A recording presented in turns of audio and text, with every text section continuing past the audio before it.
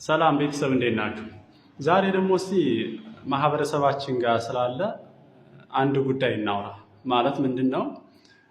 በተለይ ስለ መካንነት የመካንነት ምርመራ ስለሚባለው ነገር እናውራ። እስኪ ዛሬ ትኩረታችን ሞር ወንዶች ላይ የወንዶች የመካንነት ምርመራ እንዴት ነው? ይሄ ነገር እንዴት ነው ይታወቃሉ? የላብራቶሪ ላይ ይሄን ነገር እንዴት ነው እንደው ማወቅ እንችላለን ወይ አይነት ነገር ይነሳል ከአንዳንድ ሰዎች። አዎ በደንብ ይቻላል። እና ምርመራው ኖርማሊ እኔ ከማውቃቸው ምርመራዎች ላብራቶሪ ላይ ከማውቃቸው ምርመራዎች ትንሽ አስቸጋሪ የሚባል ምርመራ ነው። በጣም አሰልቺ ነው። በጣም ረጅም ሰዓት የሚወስድ ነው። በጣም ጥንቃቄ የሚፈልግ ነው። ኢቭን ኢፍ ከሳምፕል ኮሌክሽን ወይም ከናሙና ማምጣቱ ጀምሮ ትንሽ አስቸጋሪ ቴስት ነው። ሆኖም ግን ይሄ ቴስት በጣም አስፈላጊ ቴስት ነው። ማለት ሰዎች እንደ ቀላል ልናየው አይገባም። በተለይ በእኛ ሀገር ሁኔታ ብዙ ጊዜ ችግሮችን ወደ ሴቶች የመግፋት ነገር አለ። ኖርማሊ የሴቶችም ላይሆን ይችላል እኮ ችግሩ፣ እኛ ወንዶችም ጋር ብዙ ችግር አለ። ማለት እንደው ቴክኒካሊ እንትን ስለምንለው ነው እንጂ ችግር አለ፣ ብዙ ችግር። እና ይሄን ነገር እንዴት ነው ላብራቶሪ ላይ ሞክራችሁታል ወይ? በተለይ ይሄ ችግር ያለባችሁ ሰዎች ላብራቶሪ ሂዳችሁ ሐኪም አማክራችሁ ይሄን ነገር ሞክራችሁታል ወይ? እንዴት ነው ዝም ብላችሁ ነው ወይ የምትኖሩት? እስኪ ይሄን ነገር በደንብ እስኪ እንወያይበት። እና ምንድነው በደንብ ይቻላል። ያው የናሙና አሰጣጡ እንደየተቋሙ ይለያያል። ግን ላብራቶሪ ላይ ምን ነገር ይታያል ነው ዋናው ነገር። የመጀመሪያው ምንድነው የሚታየው? የስፐርም ቁጥሩ ነው የሚታየው።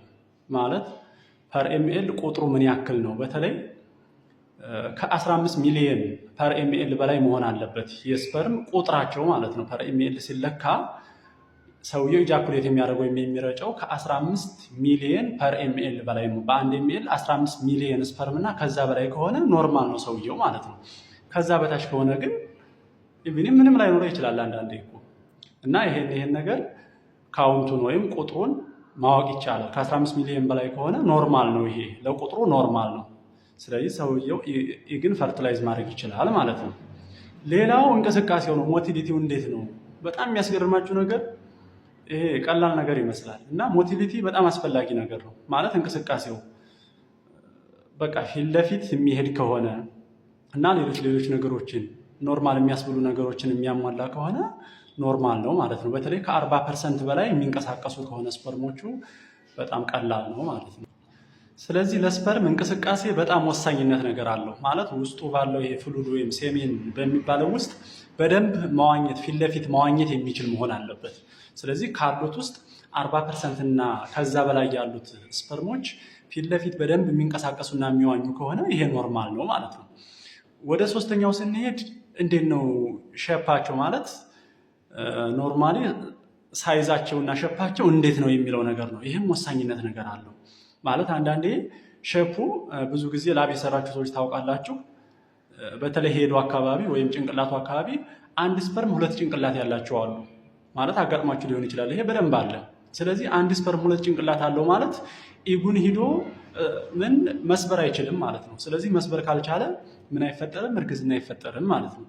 ከዛ ውጭ ደግሞ ምንም ቴል የሌላቸው ስፐርሞች አሉ። ማለት ቴል ከሌለው ወይም ጅራት ከሌለው ረጅም መሆን አለበት ጅራቱ። ስለዚህ ቴል ከሌለው ስዊም ማድረግ አይችልም፣ መንቀሳቀስ አይችልም። ስለዚህ ስዊም ለማድረግ ደግሞ ቴሉ በጣም ወሳኝና አስፈላጊ የሰውነት ክፍሉ ነው። ስለዚህ እሱ ደግሞ ትልቅ ረጅም መሆን አለበት። ረጅም ካልሆነ ለሞቲሊቲ በጣም አስቸጋሪ ስለሚሆንበት ይሄ ነገር መታየት አለበት። ሶስተኛው ወይም አራተኛው ምኑ ነው?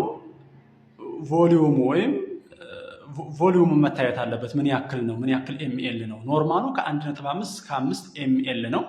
ስለዚህ ከዚህ በታች ከሆነ ቮሊዩም በጣም ወሳኝነት ነገር አለው። ስለዚህ በጣም ትንሽ ቮሊዩም ከሆነ በዛ ውስጥ የሚገኙት ስፐርሞችም በጣም ትንሽ ሊሆኑ ይችላሉ። ስለዚህ ይሄ ቮሊዩም ደግሞ ወደ ሴቷ ለመሄድ ብዙ ማለት በቃ ጀስት ሴሜኑ ወይም ፍሉዱን እንደ መዋኛ ስለሆነ የሚጠቀምበት ትንሽ ከሆነ በጣም ይቸገራል። ስለዚህ ሳይደርስ መካከል ላይ የመሞት ነገር ሊኖር ይችላል።